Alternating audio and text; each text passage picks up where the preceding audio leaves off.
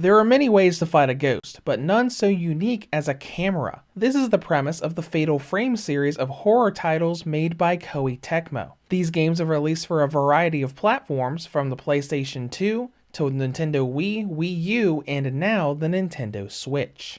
Something of a remaster, here is my review of Fatal Frame 5, Maiden of Black Water for the Nintendo Switch. The plot of Maiden takes place on Mount Hikami, a place of tourism and spirituality that eventually became a suicide hotspot. You play as Yuri, a person with the ability to see and hear the supernatural. After the first test of her abilities, her mentor goes to the mountain to find some people who were spirited away but never returns. Yuri ventures to the haunted mountain with colleague Rin not far behind, eager to solve the place's mystery. Now overall, I really enjoyed the story of Maiden. It goes off interesting lore behind shrine maidens and their duties and fate, along with doing a good job of showing the tragedy and backstories of not only Yuri, but pretty much all of its main characters. It's also got a bit of something for everyone. The story is mostly standalone, though the game's later portions do bring in some ties with Fatal Frames 1 and 3. When it comes to gameplay, this is a third-person horror game with photography combat elements, I guess? As you trek through each episode, you navigate 3D areas and do combat with malicious spirits with a specialized camera. Now first of all, this was originally a Wii U title. Outside of the upcoming Anniversary DLC, this new release features new costumes and a photo mode where you can place and move around characters and spirits for wacky and fun little snapshots. But onto main progression. Maiden goes in episodes. Each one has you controlling one of a few protags, mostly swapping back and forth between Yuri and Ren. As you go on your rescue missions, you'll explore various areas and locales of Mount Hikami, collecting items and notes while solving puzzles with the Camera Obscura, a specialized camera that can see and interact with the supernatural, from bringing lost items into the real world to defending yourself from malicious ghosts.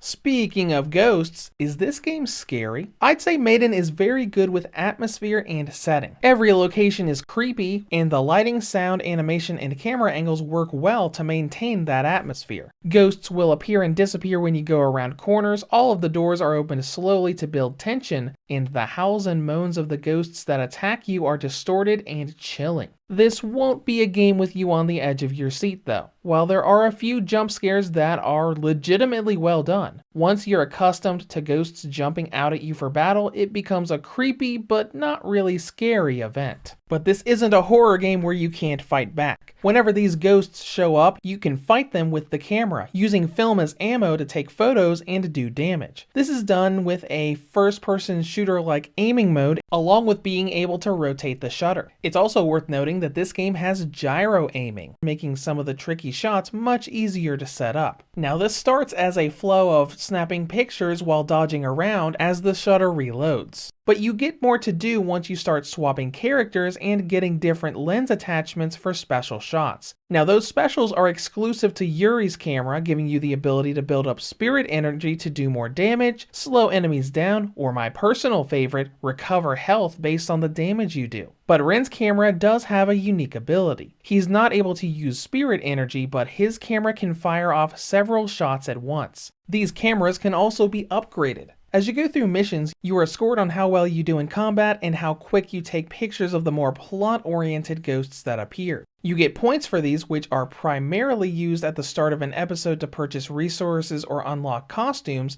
but they can also be used to upgrade the camera and lenses you find across your adventure. Now, I find this game to be a lot of fun to play, but there were a couple things I wasn't a fan of. First of all, the movement feels really slow and clunky. You do have the ability to run, but the camera when going in and out of photo mode is really stiff and makes it difficult to reposition when a ghost hits you and is still right next to you during recovery. The other is repetition for visited areas. At the start of the game, revisiting is more a matter of Yuri exploring a location and making a discovery, leading Ren to explore it in the next episode. But there was one segment later in the game where I took the same path to the same locations and even fought most of the same enemies 3 chapters in a row. It got to the point where I just started running through the areas and avoiding battles because I knew exactly where to go. Now let's get into content and length. This is a much longer game than I expected it to be. From start to finish, I made it to the end credits in a bit over 15 hours. Once you do that, a new story episode and extra costumes are unlocked. With replayability, you can go through that or replay the main game for the other endings.